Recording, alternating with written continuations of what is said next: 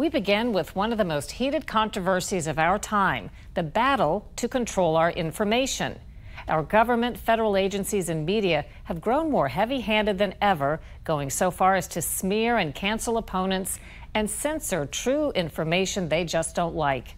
The battles have played out on social media and on the internet and in presidential politics.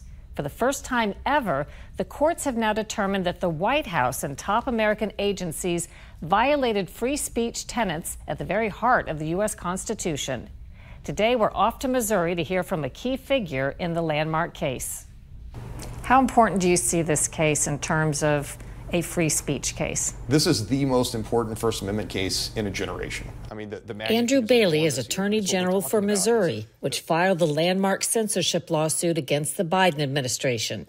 In July of 2021, President Biden made an unprecedented accusation. He said social media companies were killing people if they allowed what the government deemed to be COVID misinformation that often turned out to be true. They're killing people. I mean, look, the only pandemic we have is among the unvaccinated, and they're killing people. White House Press Secretary Jen Psaki added that government officials were coordinating with social media companies to block certain content. We're flagging problematic posts for Facebook that spread disinformation. Can you kind of summarize the genesis of the challenge? Yeah, absolutely. I mean, Jen Psaki from the White House press secretary's podium established and committed to making sure that big tech social media were clamping down on misinformation, malinformation, information essentially that the White House didn't like. And so that piqued everyone's interest, and we began to realize very quickly that there was a coercive and collusive relationship between the White House across a spectrum of federal bureaucratic agencies with their cronies and woke big tech social media corporations.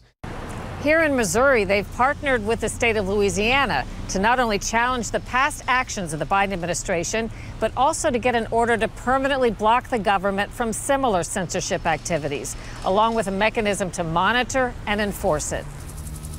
Under the lawsuit process known as discovery, Missouri and Louisiana have been able to get tens of thousands of pages of previously secret documents from the Biden administration. And we have specific emails where the White House is targeting conservative voices and silencing conservative voices on big tech social media in violation of the First Amendment. There were also documents showing White House Digital Director Flaherty scolding Facebook, saying that he really couldn't care less about products unless they're having a measurable impact at suppressing speech. When you say products, he's probably talking about tools being used by Facebook. Can you explain more about that email? Yeah, that might be one of the most frightening emails we've uncovered, because what it's saying is big tech social media saying, well, the speech that the White House is targeting doesn't actually violate big tech social media's left-wing censorship priorities. And the White House pushed them further. So again, that just establishes the coercive and collusive relationship between the White House and unelected federal bureaucrats and their cronies and woke big tech social media corporations. Maybe one of the most alarming ones to people who believe in free speech and think that some of the censorship is off base.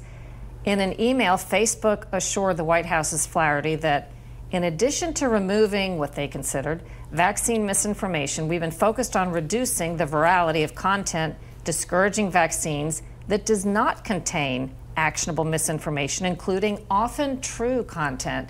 That seems to be admission that they were purposefully censoring truthful information. That's absolutely right. They're trying to achieve a policy objective, a social objective, and they're going to coerce big tech social media and to go further than the corporation's natural left-leaning censorship policies. And it's the White House doing it. Other startling evidence of government censorship has emerged. After Elon Musk bought Twitter, he released internal documents revealing the FBI and other agencies pressuring Twitter to ban and censor accounts. The Biden administration also created an Orwellian titled Disinformation Governance Board to crack down further on speech it didn't like. Appointed to head the agency was Nina Jankowicz, a Ukrainian government advisor who falsely claimed that reporting on Hunter Biden's laptop was Russian disinformation. And she made a quirky video that raised eyebrows. When Rudy Giuliani shared bad intel from Ukraine, or when TikTok influencers say COVID can cause pain, they're laundering disinfo and we really should take note and not support their lies with our wallet, voice or vote. Oh, information. Jankowicz and her Disinformation Governance Board were abandoned after criticism from both parties. This year, on the 4th of July, the judge in the Missouri lawsuit temporarily banned certain federal officials from colluding with social media while the full case was being decided. Judge Terry Doty wrote, "The evidence produced thus far depicts an almost dystopian scenario. During the COVID-19 pandemic, the United States government seems to have assumed a role similar to an Orwellian Ministry of Truth. And although the censorship alleged in this case almost exclusively targeted conservative speech, the issues raised herein go beyond party lines. The right to free speech is not a member of any political party and does not hold any political ideology." A 3-judge federal appeals court recently agreed the Biden administration ran afoul of the First Amendment and blocked the White House, Surgeon General, CDC, and FBI from violating free speech rights by coercing social media companies to take down posts the government doesn't like. Defendants and their employees and agents shall take no actions to coerce or significantly encourage social media companies to remove, delete, suppress, or reduce, including through altering their algorithms, posted social media content containing protected free speech, reads the decision. There is an argument where people say social media, they're private companies, they can do what they like, it doesn't amount to censorship. What's your response to that? Well, we reject that, and certainly the courts have rejected that as well.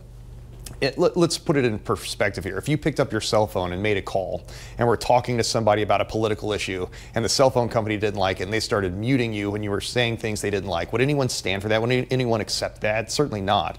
That's what big tech social media does when they censor. But what I'm talking about here and what this case has exposed is infinitely worse, because the censorship is the muting essentially is being done at the behest of the federal government. The Missouri versus the Biden administration lawsuit continues, with the state seeking a permanent ban of government collusion with social media to censor.